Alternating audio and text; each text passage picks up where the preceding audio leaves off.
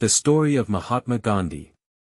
Mahatma Gandhi, born Mohandas Karamchand Gandhi, was one of the most influential figures of the 20th century. He led India to independence from British rule using an entirely new weapon, satyagraha, or non-violent resistance. Early life and education, 1869 to 1893.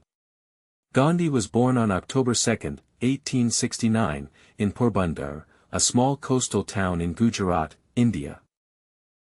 He grew up in a deeply religious Hindu family where values like truthfulness, vegetarianism, and tolerance for all people were strictly practiced. As a boy, Gandhi was shy and an average student. At the age of 18, he left India to study law in London, England. Living in London was challenging for him as he tried to fit into Western society while remaining faithful to his vegetarian diet and Indian roots. After finishing his studies, he returned to India to practice law, but he was too nervous to speak in court and struggled to find success. The turning point in South Africa, 1893 to 1914.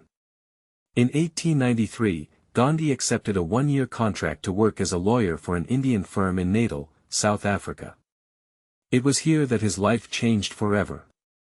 At the time, South Africa was deeply divided by racial discrimination. Gandhi experienced this firsthand. One famous night, he was thrown off a train at Pietermaritzburg station because he refused to give up his first-class seat to a white passenger, even though he had a valid ticket. Instead of returning home, Gandhi decided to stay and fight this injustice. He spent 21 years in South Africa, defending the rights of the Indian minority. During this time, he developed his philosophy of satyagraha, insistence on truth. Protesting unjust laws peacefully through civil disobedience, marches, and strikes. Leading the fight for Indian independence, 1915 to 1947. Gandhi returned to India in 1915 as a well-known activist.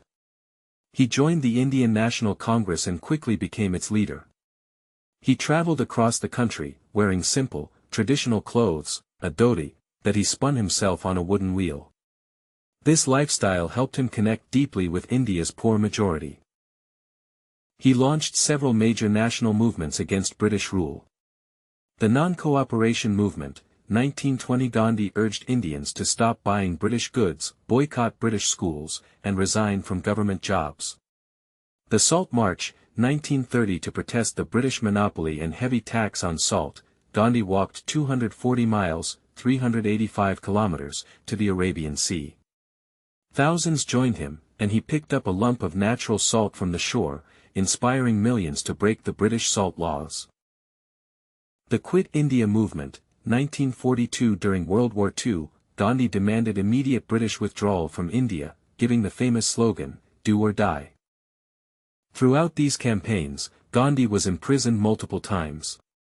Every time he was jailed, he went on hunger strikes, fasts, to protest violence and bring attention to the cause.